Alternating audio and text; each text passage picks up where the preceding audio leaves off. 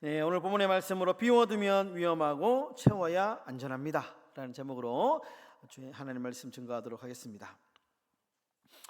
여러분, 미국 뉴욕에 가면 여러분들 많이 들어본 도시 하나가 있는데요, 할렘가라고 하는 그런 지역이 있습니다. 한 번쯤은 다 들어보셨죠? 이 할렘가는 이 가난과 범죄를 상징하는 도시입니다. 근데 이 도시가 왜 이렇게 되었느냐, 유래가 있는데요. 원래 이 땅에는 18세기에 네덜란드 사람들이 이곳에서 정착을 해서 살았다고 합니다. 그러다가 이곳에 이제 어떤 지하철이 들어온다라는 어떤 그런 계획 때문에 땅값이 막 올라갔답니다. 엄청나게 땅값이 뛰고 엄청난 이제 비싼 땅이 되었는데, 근데 갑자기 그 계획이 좀 미뤄지다가 철회가 되면서 땅값이 급락을 하게 되었답니다. 그러면서 그 싼 땅에 누가 들어왔냐? 이제 흑인이 그 땅에 조금씩 땅이 이제 땅값이 싸지니까 이제 흑인들이 그 땅을 조금씩 구입해서 들어오기 시작합니다. 근데 흑인이 늘어나니까 이 백인들이 조금 이제 불편해지기 시작합니다. 마음이 불편하고, 그러다 보니까 한 사람, 두 사람 떠나기 시작합니다. 그러니까 집이 이제 조금씩 한 집, 두 집 비기 시작했다는 거예요. 이사 들어오는 사람들도 없고. 그러니까 빈집은 그대로 있는데 사람들이 들어오지 않으니까 관리되지 않는 폐가들이 많이 늘어나게 되었답니다. 그러다 보니까 이 빈집에 범죄자들이 숨어들기 시작하고, 범죄를 모해하는 그런 범죄 집단들이 만들어지기 시작하면서 건물마다 낙서가 많이 늘어나고 쓰레기가 넘치고 무질서하게 되고 더러워지고 위험한 곳이 되었다는 겁니다. 그래서 지금 현재 이 할렘가가 만들어지게 되었다라는 것입니다. 여러분, 아무리 허름하고 아무리 볼품없는 시골집 초가라고 해도 이제 그 집에 사람이 살면서 관리하면 무너지지 않죠. 저희 어머니 집도 보면요, 다 무너지는 집이거든요. 오랫동안 그 집에서 살았기 때문에 정말 얼마 전에 제가 저희 형님하고 지붕에 지붕이 그 흙집으로 이제 지어진 집인데, 그 흙이 내려앉으니까요, 그 처마 밑에 있는 그 이렇게 받쳐놓은 나무가 오래돼가지고요, 사가가지고 무너지기 일보 직전인 거예요. 그래서 이제 견적을 해보니까 너무 비싸고 해가지고 형하고 저하고 기술도 없는데 자재 사가지고 대충 이렇게 막 해놨거든. 계속 이제 수리를 하는 거죠. 아무리 이제 초라한 초가집이라고 해도 사람이 살면 집은 깨끗하게 유지가 됩니다. 그런데 아무리 좋은 집이라고 해도 사람이 살지 않고 비워두면 어떻게 됩니까? 폐가가 되죠. 폐가가 됩니다. 여러분, 집뿐만이 아니고요, 모든 것이 마찬가지입니다. 비워두면 반드시 허물어지고 허름해지고 낡게 되고 그곳에는 문제가 생기죠. 비워두면. 그런데 비워주지 않고 채우면, 관리하고 채우게 되면 그것은 끊임없이 계속 유지할 수 있는 겁니다. 여러분, 사람의 마음도 마찬가지입니다. 사람의 마음도 비워두면 문제가 생깁니다. 오늘 본문의 말씀이 그 이야기를 하는데요, 오늘 본문은 비워두는 것, 우리의 마음을 비워두는 것이 얼마나 위험한가를 잘 보여주는 이야기입니다. 오늘 이야기는 간단합니다. 좀 정리하면, 귀신이 살다가 엉망이 된 마음의 집이 있었습니다. 귀신이 마음 안에 있으니까요, 마음이 엉망이 된 거예요. 근데 귀신도 이제 막 살 수 없을 만큼 그 사람의 마음이 망가집니다. 그렇게 되자 이 귀신이 이 마음을 떠나서 다른 어떤 마음의 집을 찾아다니기 시작합니다. 귀신이 떠나자 이 주인이 그 마음의 집을 깨끗하게 수리를 합니다. 그래서 예쁘게 꾸미고 아름답게 꾸며서 깨끗하게 청소를 합니다. 그런데 여러분, 떠난 귀신이 여기저기 돌아다니다가 머물 곳이 없게 되자 다시 예전에 살던 마음의 집, 그 집을 다시 찾게 되는데요. 근데 문제는 뭐냐? 예전에 귀신이 살다가 나갔는데 이 집을 깨끗하게 수리하고 청소했는데 문제는 이 마음의 집이 비어 있었다는 겁니다. 뭔가 아름다운 것, 거룩한 것으로 채워야 되는데 채우지 않고 비워둔 상태로 있었다는 거예요. 그러니까 귀신이 막 다니다가 다시 왔는데 비어 있으니까 이 귀신이 이 마음의 집에 다시 오게 된 겁니다. 그러니까 나갈 때는 더러운 집이었는데 들어왔는데 다시 들어왔는데 너무 깨끗하잖아요. 그러니까 혼자 있기 너무 좀 외로우니까 자신의 친구 7 귀신을 데리고 와서 마음에 거하게 되었다라는 것이 오늘 이 예수님의 비유의 이야기입니다. 그런데 이 비유의 핵심 주제가 뭐냐? 비워두지 말아야 된다라는 것입니다. 비워두지 말아야. 우리의 마음을 비워두지 말아야 된다. 청소하고 깨끗하게 수리했으면 이 마음의 집에 무언가 가득 채워야 된다. 가득 채워야 된다. 살면서 지속적으로 관리하고 지속적으로 들여다보면서 관리하지 않으면 우리의 마음의 집에 문제가 생길 수 있다라는 것입니다. 여러분, 마음이 이 비워진 상태를 가리킬 때 공허한 마음이라고 얘기하죠. 우리가 살면서 그런 거 있잖아요. 마음이 좀 허할 때 있죠. 마음이 공허할 때 있습니다. 그래서 뭐 이것도 해보고 저것도 해보고 사람도 만나보고 수다도 떨어보고 일도 열심히 해보고 하는데 이 공허한 마음이 채워지지 않죠. 여러분, 이 마음, 공허한 마음이 얼마나 위험한가를 연구한 사람이 있는데요, 의사이자 심리학자였던 빅터 프랭클이라는 사람이 있습니다. 이 빅터 프랭클이라는 사람이 삶의 의미를 찾아서라고 하는 책이 있거든요. 이 책에 보면 이 공허한 마음, 비워진 마음이 얼마나 위험하냐, 그리고 이런 공허한 마음의 삶을 살아가는 이 사람의 특징이 뭐냐, 여러 가지 이런 것들을 이제 적어놓은 책인데요, 이제 빅터 프랭클린이 이 공허한 마음의 상태를 가리켜서 존재적 진공 상태라고 딱 정의를 내립니다. 존재, 살아는 있는데 진공, 마음이 이 마치 진공의 상태라는 거예요. 텅 비어버린 상태. 밥을 먹고 뭐 살아가고 일상적으로는 열심히 살아가는데 이 마음이 그냥 텅 비어 있기 때문에 진공의 상태다. 그래서 존재적 진공 상태라고 이렇게 표현을 합니다.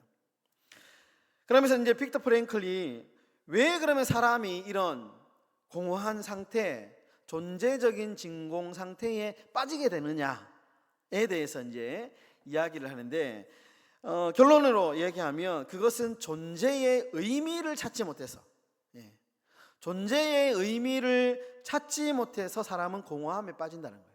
의미, 삶의 의미를 끊임없이 찾아야 되는데 사람은 의미의 존재인데 의미를 무시하고 그저 생존에만 우리가 급급하다 보니까 사람이 공허함에 빠진다는 거예요. 여러분, 사람하고 동물하고 다 차이점이 있습니다. 동물은 뭐냐? 본능을 채우면 됩니다. 본능적으로 본능만 잘 채우면 동물은 만족하면서 살아갑니다.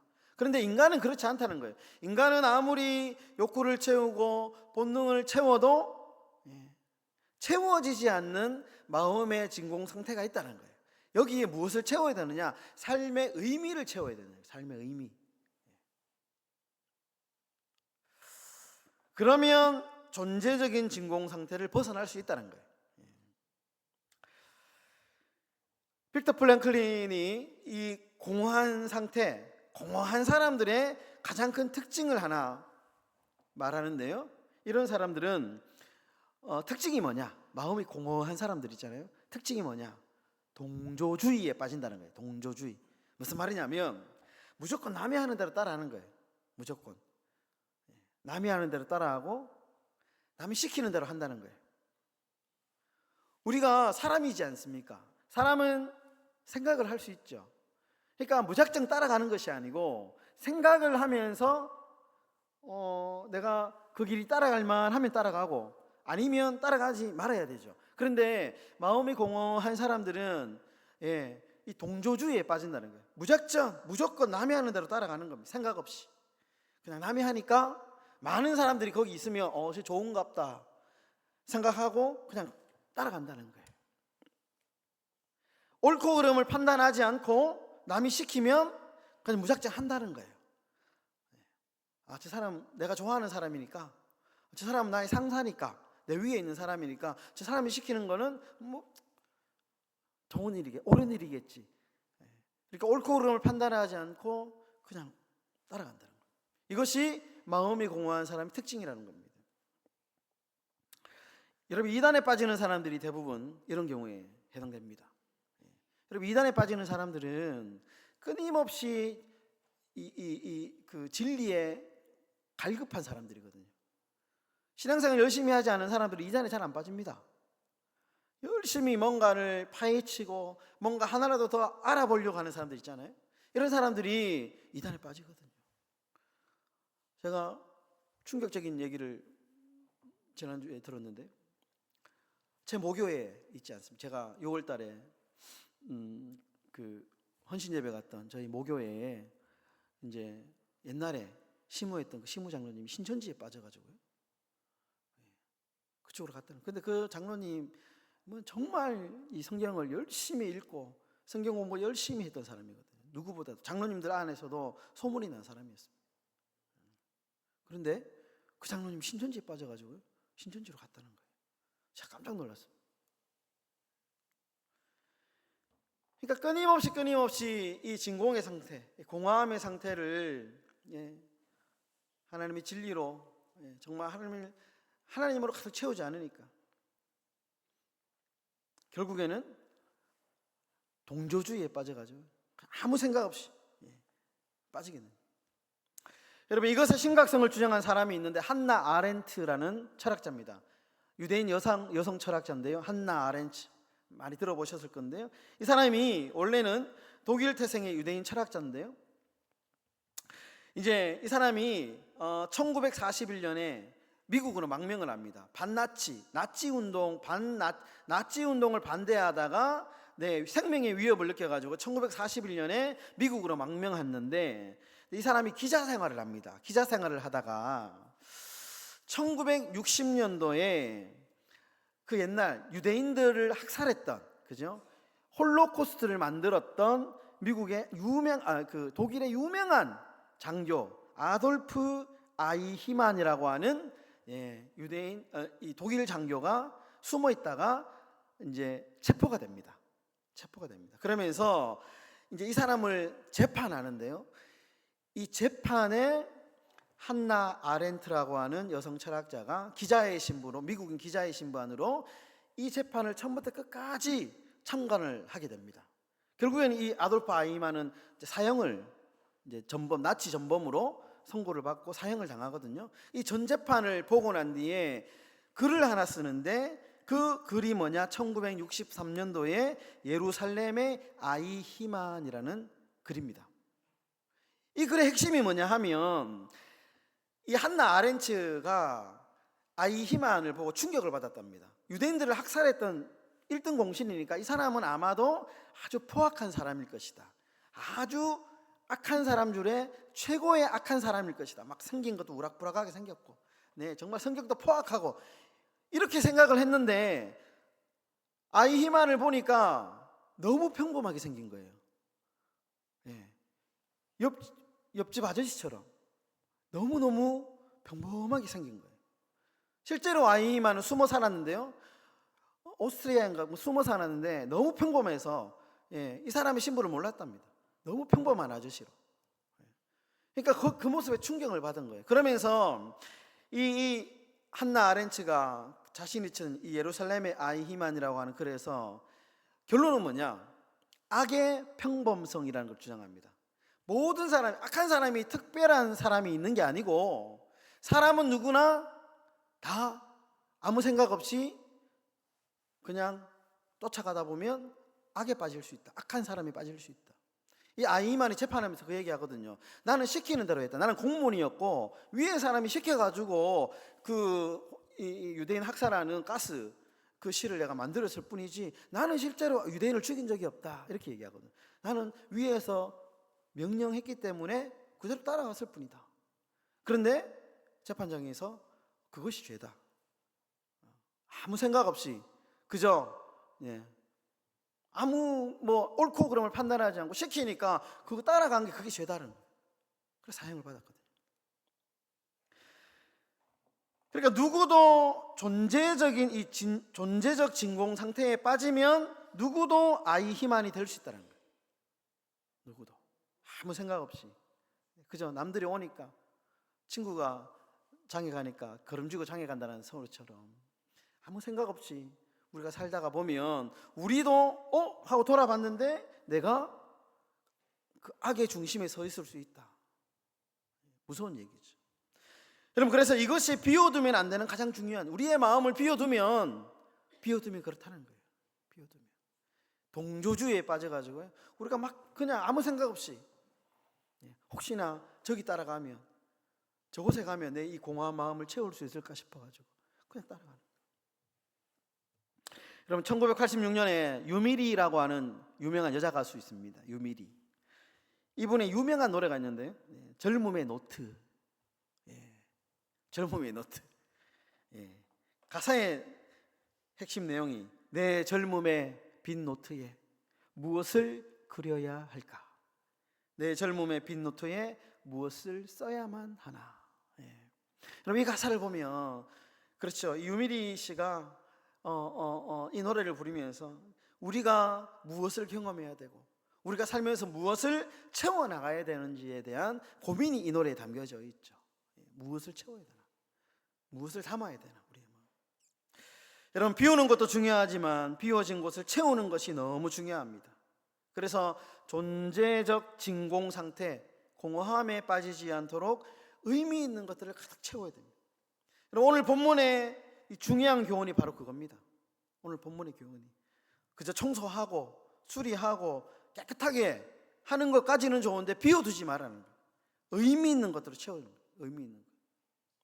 그곳에 육신의 정욕, 안목의 정욕, 이생의 자랑 같은 것들, 정욕과 욕심을 채우는 것이 아니고, 성경은 우리에게 성령의 9가지 열매를 소개합니다. 그것을 채우라. 갈라디아서 5장 22절 한번 띄워주시고요, 우리 다 같이 한번 읽어보도록 하겠습니다. 시작. 오직 성령의 열매는 사랑과 희락과 화평과 오래 참음과 자비와 양선과 충선과 온유와 절제니 이 같은 것을 금지할 법이 없느니라. 성령의 9가지 열매. 우리가 우리의 마음에 채워야 돼요. 의미 있는 것. 사랑으로. 여러분, 사랑으로 여러분들의 마음을 채우십시오. 희락으로, 기쁨으로, 화평으로. 화평한 거 얼마나 좋습니까? 마음이 막 이 두근두근 불안하고 그런 것들이 아니고 주님의 은혜로 내 영혼이 평안한 상태, 얼마나 좋습니까? 화평으로, 오래 참음으로, 오래 참을 수 있도록 자비와 양선과 충성과 온유와 절제로 채울 때에 여러분, 우리의 삶이 안정감이 있고 우리의 삶이, 우리의 신앙이 활력이 있고 생기가 넘치게 되는 것입니다. 여러분, 오래전에 조그마한 책자 중에 아주 유명한 책이 있습니다. 내 마음 그리스도의 집이라고 하는 아주 오래된 로버트 멍어라고 하는, 제가 학생회 때 필독서였습니다. 아주 얇은 책인데 옛날에 소책자가 유행하지 않았습니까? 거기에 보면 내 마음 그리스도의 집이라고 하는 아주 유명한 책이 있는데요, 베스트셀러죠. 이 책에 보면 우리의 마음에는 여러 가지 공간이 있다는 거예요. 서재도 있고 거실도 있고 책장도 있고 부엌도 있고. 그런데 이제 이 책에 보면 예수님이 찾아와서 우리의 마음에 있는 공간 안에 있는 있으면 안 되는 것들, 있어서는 안 되는 세상의 것들을 다 걷어내고 주님의 것으로 채우는 그런 이야기가 담겨져 있습니다. 내 마음 그리스도의. 그 중에 제가 그 한 공간, 서재라고 하는 공간에 대해서 영상이 있어서 여러분들 한번 보여드리고 싶어가지고요, 준비를 했는데요. 네, 결론적으로 한번 보시고 설교를 좀 마무리하도록 하겠습니다. 준비됐으면 내 마음 그리스도의 집 소리 조금 크게 해서 한번 좀 틀어주십시오.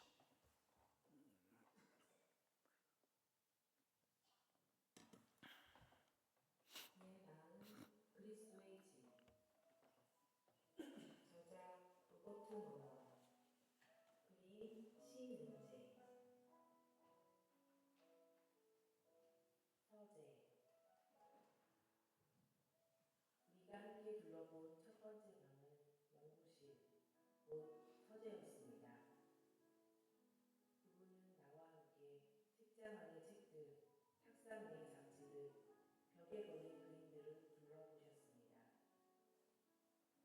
책장 선반에는 그분의 정렬한 눈으로는 차마 볼 수 없는 책들이 몇 권 있었습니다. 그리스도인으로서는 관심을 갖고 읽을 필요가 전혀 없는 잡지들이 탁자 위에 놓여 있었고, 벽에 걸린 그림들 몇 가지도 부끄러운 것이었습니다. 나는 얼굴을 붉힌 채 그분께 돌아서서 말했습니다. 주님, 이 방이 깨끗이 정리될 필요가 있다는 것을 압니다. 이 방을 정리해서 바람직한 모습으로 바꾸려고 하는데 도와주지 않으시겠습니까? 모든 생각을 사로잡아 당신께 복종하도록 말입니다. 그분이 말씀하셨습니다. 기꺼이 도와주지. 바로 그것 때문에 내가 이렇게 온 것이란다. 우선 지금 내가 읽고 보는 것 중에서 유익하지 않고 깨끗이 못하며 좋지 않고 참되지 못한 것들은 전부 내다버려라. 이제 빈 선반에는 성경을 꽂아라. 성경 구절을 가득 채워넣고 주야로 묵상하도록 해라. 벽에 걸린 그림에 대해서는 그 떠오르는 내용을 제어하기가 힘들겠지만 여기 도움이 되는 것이 있다. 주님은 내게 실물 크기만한 당신의 초상화를 주셨습니다. 그리고 마음의 벽 한가운데에 이것을 걸어 놓아라 하고 말씀하셨습니다. 나는 그대로 했고, 시간이 지남에 따라 내 생각이 그리스도께 집중될 때 그분의 임재와 정결하심과 권능에 대한 의식이 잘못되고 불결한 상념을 쫓아버린다는 것을 발견하게 되었습니다. 비록 갈등 상태가 완전히 사라지지는 않았으나 이와 같이 그분은 내 생각을 사로잡아 그분께 복종하도록 도우셨습니다.